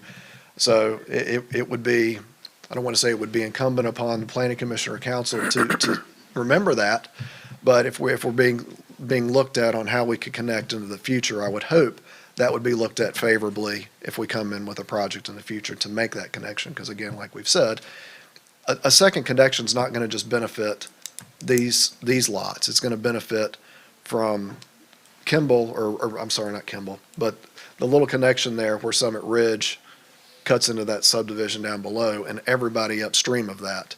You know, if there was an emergency, you know, it helps everybody in Summit Ridge if we've got another way in off of Franklin as well. So Got it. we're not opposed to it. Okay, thank you very much. Thank you. Do I have a commissioner that wants to make any conditions that would say, I would vote yes with only one access point if it was X number of houses?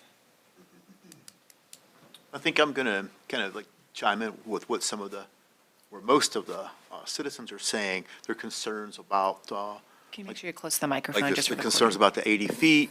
I think that's reasonable. I think the setbacks of 35 feet are reasonable requests that are more standard to other neighborhoods in town. So I'd like to see us stick closer to those standards. For me to vote yes, I would need that. So would your condition be a number of homes, or would your condition, because I wrote this down, that a think one condition would kind be of- that we do standard, I think one kind of dictates the other. If you have 80 feet, then you're going to determine, you're going to have less homes. If you have a bigger setback, you're going to have less homes. How that's figured out would, What's Those on- are standard for R1. Yeah. 35 yeah. setback. and- So the condition So could, that- yeah. would be standard on, That or on you do certain- not approve the conditional use. like it could, I guess it could be standard setback, standard. Yep. So, and actually, thank you for saying, because that was the thing I was going to say, is that because, and this is why I was thinking about putting them together in case it did change your mind, but just to be clear, commissioners, you just recommended to R1. So regardless of what we do tonight, if that is passed, Mr. Woody can go in and do by right, whatever R1 says on that agriculture. So I just want to be Correct. clear, that's why I was trying to keep them together, because I wanted to make sure that you understood. So if you do not recommend the CUP, there is still the option, which could be a higher, not necessarily the 60, but there would still be the higher density than 30, depending on how you splitted the numbers. Yeah, we should have probably been a little more clear on that, what all that involved. Yeah. That's what I was, Go ahead, Retta. Would you like to see the chart where it shows you the difference of what they're requesting? Yes, could you pull that up? and-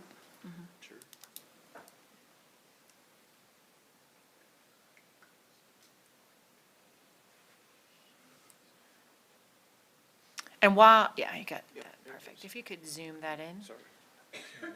My eye doctor would be really grateful. Though maybe she'd make more money if you didn't, but, okay. So we see the standard here, R1, which is what the Planning Commission just recommended. Front yard 35, 10 side, 4 units per acre. So how that actually works out, you could get creative. Technically speaking, they could put more on than what is averaging right now. But they would, the shape, the front yardage, everything else would be in alignment with the standard. So you'd have a bigger front yard, your neighbors, my kid just watched Honey, I Shrunk the Kids, and he was mad because you were talking about like, he could reach his neighbor's house, and I was like, ooh, no wonder he's upset that he's being woken up. So the space between houses is definitely helpful. So just to be clear, that is what currently is by right. So we voted, we rezoned to the R1 standard. That's where we are Yep. right now. Okay. Yep, that's what we just recommended. and if To be I- clear, we recommended, town council could do something different. If I do the math right and make, the staff make sure I do this right, 17.7 acres, and the standard It's 4 units is per times acre. 4 is equal to 70 units. Versus, That includes, but you still got to factor in roads and stormwater. Yes, so you still have all the other things, so you, Subtract from that. yeah. but that's just doing the rough math. So then I just want to bring that context in, because are there any other conditions before we move forward? I would like to finalize our conditions. So right now, for the CUP, we have the property shall be developed in general conformance to the master plan submitted November 19th, revised February 12th. So this condition is if you want it to stay the same, and maybe you're in support of a phase 1 and a phase 2. If you're in support of a max number, you'd probably want to get rid of this condition. The approved conditional use permit shall only be for the specific single-family detached residential as described in this application. The 2 future road connection locations shall be constructed and dedicated as shown on the master plan. Future road condition adjacent to Lot 11 shall be constructed in the first phase of development. And then an evergreen screening buffer will be planted along the eastern, which I think we all liked, number 4. So let's go to the conditions page. Knowing what you just recommended, are there any changes that folks want to make to the conditions, including the folks who are likely to not vote in recommendation? Without the roads, I'm not voting yes. Okay. All right. So it sounds like there's more consensus for folks that the Phase 1 and Phase 2. I think I have some pretty much no matter what no's, but it sounds like I have folks who are interested in accepting the density. Do I have anyone who is pro recommendation but wants to decrease the maximum density? The other thing I'd like to say is that first one says certificate of occupancy. I'm saying they need that secondary road for the construction too. I'm saying they need that secondary road before they start. Prior to construction. You want a secondary road before they even start construction? And you Yeah, I want thought that's what we construction said from the to beginning. utilize the secondary road? Okay, so then we need to clarify that. All right. I didn't have anyone decreasing density. All right. Well, do we have enough to go on? So I do think I have enough to go on. Okay. I want to say something before I prepare what our conditions are going to be. We've had wonderful conversation and dialogue, 3 meetings here at Planning Commission, a meeting at Town Council. One thing that I love about Christiansburg is that we are a small town. And because we're a small town, our lives intersect in work and in personal. And I have appreciated the conversations, the dialogue that happened here tonight. And I recognize that what we are voting on has intersected work, professional, personal investments. And so if there are relationships, I just asked during this time, that have been strained as we are having these conversations, I encourage you to think about what it means to be a resident of the town of Christiansburg, and maybe take some time to discuss if there are strained relationships, what those can be done to repair. Because everyone is working, I think, out of the best interest and the best assumptions that they can. So we have folks who want to protect their homes, who want to protect their children, and we have folks who are also trying to protect their livelihoods. And that looks very different. Maybe what's livelihood is different, whether you're the applicant or whether you're thinking about your house and that's your retirement income. So I want to thank everyone, and also I know that sometimes relationships can cross paths in here. So just encourage you to have further conversations if there are any strained relationships as we continue to proceed. So it sounds like what I am hearing for a recommendation that has gathered the most consensus is that we have the proposed conditions here, those 4, plus we have if we could do like a separate one that's going to be like. Do we pick one of those No, so that's three? what I'm about to say, if we could write it down. It sounds like the consensus is to maintain the density, but the condition would be that there be a secondary road that is developed. Well, I don't know that you could. Prior to construction. Yeah. The second, Yeah, the second one, I think maybe. yeah, I just don't think that is Would you gonna do get them, yeah. Phase 1, Yeah. would you do Phase 1 of 30 houses? Yep. To be completed first. Phase 2 of the remaining 30 houses cannot be completed until secondary access. Yeah. has been Exactly. fully. Yes, that was gonna say, Exactly. but there's no way to do that, it's not gonna get Tom. So I just wanna confirm, Tom, that is not, because the reality is if you put the first road in, then it's an automatic 60 homes as soon as that road goes in. So, we'll do a compromise and we'll do the phasing. And so Phase 1 of 30 homes, Phase 2 of the remaining 60 homes, the 30 other, can go in after the secondary road has been developed. Madam Chair, I'm ready to make a motion. All right, do I have any other comments or questions before?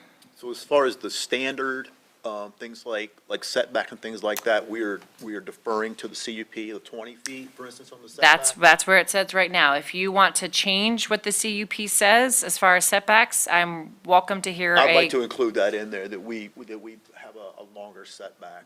It's really difficult to Okay. get. I have a 44-foot driveway, and I can get several cars in there, but to have 20 feet, that's tough. okay, so what do you want the setback to be? 35 would be best, the standard. Okay. I think there's a reason You're not we going have to it in get your there. 60 homes in there if you do that. I think that's the argument, 60 homes to some of us is way too many. I thought that's what we were talking about. Yeah, I think if the CUP, as the layout shows for whatever the consensus at Planning Commission is, we're good with the CUP and we're good at 60 lots if we get the secondary access. That's one thing. If we start increasing setbacks back to the R1, that's what we just rezoned to. So it's either we build it to the R1 or we build it to some CUP with the smaller setbacks. I mean, that's how we get to the 60 lots. We can't get. Yeah, I'd like more of those details in there. Can you We're sit gonna- closer to the microphone? I think I'd like to see more of those details in there about, the setbacks and the widths and things like that. I don't know what the right number is. So, so I think this is what we discussed, and this is what Steve was saying. If you want those setbacks, then I think your response is you vote no. Right, right. And then they have by right to vote to build according to R1 and those Be setbacks. a lovely neighborhood. Okay. So that, just so you know, that would be, we would not be voting for the CUP, if that was the case. Okay. Other comments? Correct. Any other comments before we move forward? The current on the table is the 4 that are listed with the condition of a Phase 1 and a Phase 2. Phase 1 is 30 homes created. Once a second access point is created, then the 30 remaining homes may be developed. We are maintaining the 60, Okay. maintaining the 60 house density back there. All right, everyone ready? Wait a second. In a phasing. Provide secondary access to any home construction. Past the 30. Okay. So that's the phasing. Yep. Okay. Do you want it to be stated as it should be done in 2 phases as well? I think we are indicating that our vote is it has to be in 2 phases unless that additional road goes in right away, which doesn't sound like that's feasible based right now. So we're agreeing to, 30 homes as stated in the CUP with the caveat of no additional home could be built past 30 until a secondary road is put in. Yep. With the maximum of 60 designed the way that we've seen on this map. Is what you're, That wording, okay. No, did you no, get it? no, that wording is not enough. That, yeah, that's just that's like the second part of, So we, something's supposed to be said in the front part about the actual phasing. so I think it should go phase 1 of 30 homes. And you tell me when I'm wrong. Yeah, yeah. You do it, get it, Jennifer. I'm gonna stop until you tell me you're ready.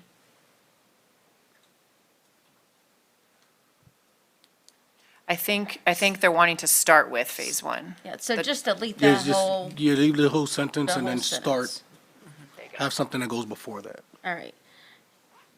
Phase 1 will be of 30 properties or 30 units. Phase 2 cannot be completed until a secondary access has Or been started. developed. Not completed, but started, started. Cannot be started. So, yeah, go ahead.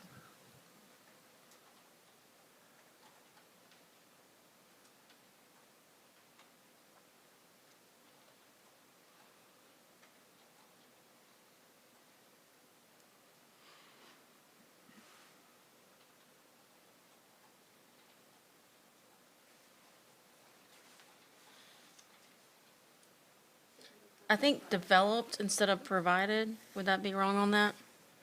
Developed to me would be like a Permanent. permanent, there you go. Okay, I like that. I think you nailed it. Thank you. Go ahead, Steve. I think just from a clarity standpoint, instead of phase one will be 30 units, maybe phase one will be a maximum of. It 30, Maybe yeah. we end up with 28 Yeah. before we turn the corner or something like that. point. So Okay, that's fair. just a maximum of, and then phase two shall not be started until,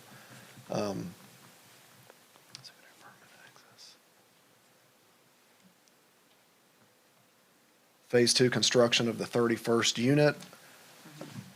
It just, let's Yeah. be sure we understand what Do you wanna phase put that two in there, is. We could Devin? go ahead and Of build the the 31st, yeah. infrastructure, we just couldn't start building the 31st house.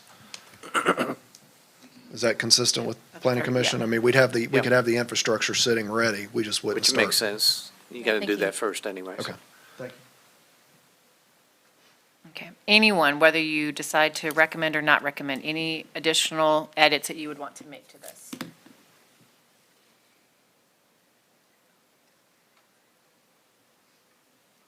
All right.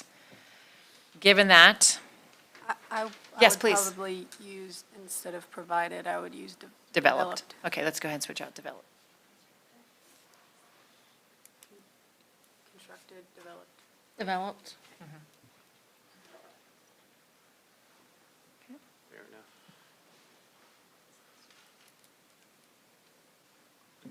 All right. It's a fair compromise. Do I have a recommendation? And I need the recommendation to be clear on what you're recommending. You're asking for a motion. Yeah, sorry, yes. Do I have a motion to recommend? Thank you. Do I have a motion to recommend, and I need you to very clearly state what you're recommending.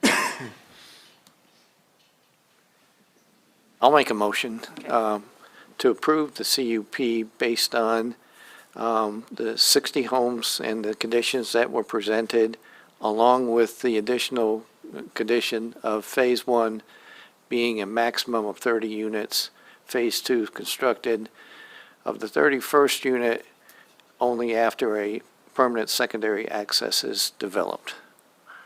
Okay. Do I have a second to that motion? Second. All right, all those in favor of recommending the CUP with the 5 conditions listed, say aye. Aye. All those opposed, say no. No. No. Anyone abstaining? And I think we had 4-3. So at this point in time, it has been recommended to town council that the agriculture land be rezoned to residential, no proffers. The second recommendation is that the CUP, as presented with the 60 home density and the setbacks with a Phase 1 and a Phase 2, has gone to recommended to council. Council will be meeting on March 11th to take action. The public hearing has already happened, but if you want to go and share your public comments, anything you want town council to consider when they take action, you're welcome to do that. And as just an additional comment to you, as an ex-chair, this is just our recommendation to town council. Town council has the final decision, so it's important that you do show up to the next town council meeting. Appreciate you coming out. Thank you all so much for your time. All right. That was a lot of back and forth. Thank you, everybody, for I really appreciated commissioners, Tough to be king. the research that y'all put in, the clarification. Thank you for that. Steve, thank you for the additional research that y'all have put in and contacting staff. Thank you for all the follow-up. For our next meeting, I would love it if we could discuss the traffic study. I think y'all said you'd be willing to make a recommendation on some changes to the traffic study. Yeah, they're welcome to. And then the other piece is, this whole traffic calming thing was really intriguing to me. I would like to talk about the traffic calming policy, or whatever that would be, procedures, in addition to the traffic study. If we could, or whatever our next meeting is. I don't know that we need to meet if we don't have. It'll be March 31st. You have one item. Okay. We'll see if that turns into 3. Okay. So our next meeting then is March 31st. Any other comments, business from the planning commission? I did ask staff to send out to you guys a impact report on housing that came out of the Regional Commission, and that was where I was stating some of the comments on the maximum affordable monthly housing costs, renting and owning, and it just blows my mind that it's so difficult to own a house and even to rent a house, and it blew me away when I even saw police officers can afford to only rent and not necessarily buy. And so there's a whole lot more in this study that we went over on the Regional Commission, so I encourage you guys to look at it. It also includes a lot of information where funding can be obtained and all the different avenues in the New River Valley and all the different projects that are going on as well. It's really amazing, the work that's being done. So that's where my comments came tonight, that the need for additional housing is just outstanding in the whole New River Valley. So I would like to piggyback that just on an example. I have two clients that they both are store managers at the mall, young, late 20s, but they're the general, I guess the general managers of that store, or is that, what is that? You manage the little stores in the mall. I guess it's a manager, right? So with their salaries combined together, they can't afford but about $170,000. They can't buy in Montgomery County. They can't buy in Radford. They are having to go to Dublin and Pulaski to find affordable housing because we literally have none. If something comes on the market below 200 right now, investors are picking it up to flip it. It's almost impossible. Now, we're not building that property. We're not building anything in that price point. But to your discussion, prices are very expensive, and it is hard. It is very hard for people to buy houses. And believe it or not, homes in Floyd have gone up higher as a percentage than any other region in the New River Valley. I believe that, yeah. Unbelievable. I agree that we need more homes, but I also think they should be safe and secure homes for not only the present community, but the new one. And that's kind of my point. I picture a small house on a larger lot, and then people can stay in it. You know, it's a starter home, but people sometimes get in starter homes and make them forever. Can add to it. No, I mean, I'll say, I'm never gonna buy these patio homes. But I'm not everyone's Say audience, so never. I do think that we need to consider that. I'm looking for 5 acres of land, that's what I want. But just because I want 5 acres of land does not mean that our community members want 5 acres of land. Doesn't mean that they want even a third of it. I know plenty of folks who buy townhomes and 7,500 square foot lots because they do not want yard maintenance. They want to tear that grass up and they want to put rock down. So I think it is important to remember that just because we have an ideal in our heads of what we want for ourselves does not mean that's what everyone else wants in Christiansburg. So I think the 60 homes was, for me, a lot with the next property over. But I do think that we need to consider, we can't just vote for things that fit our ideal Christiansburg or what we would think would be best for our children, because I just don't think it's reasonable. But I think that what we did today was, I was all for, we found some type of, not gonna say happy medium, but we compromised. Yep. I mean, that's the big thing. 60 to me personally, I don't see an issue. But again, I come from a bigger city, so it doesn't really bother me. The one access point did, but the fact that we were able to, be able to, we came to an agreement that, okay, this could work. We don't want to just kill the entire project, but if you do it this way, we can work. And I think we did good. It barely passed. Even if it didn't, we laid out the options, and I think that's what the commission's all about. yeah, we're not going to agree on everything all the time, We're not but always going to agree, right, but we need to discuss it and be open. right.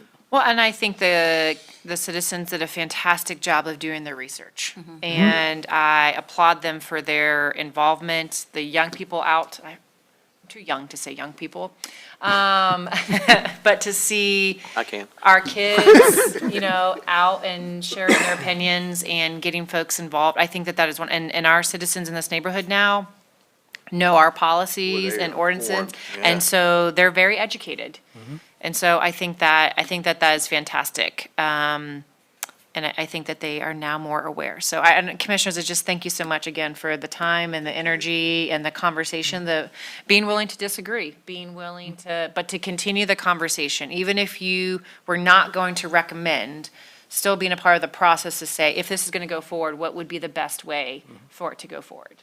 Well, for Mark and Mike who laughed when I said that, I think we don't always have to agree. You could be wrong and not agree with me. You have to. So, thank you all so much for your time. I do truly hope, yeah. So, I do truly hope that all goes well and there's, people can walk away okay after town council. So Commissioners, I encourage you to either attend or watch town council. We spend a lot of time here. I think it's always interesting to see what happens with what we recommend. So. Steve, I think you're very well prepared, but you're always the highest professional. Yeah. I thought some of the things said earlier were a little off course. Understood. I was, but.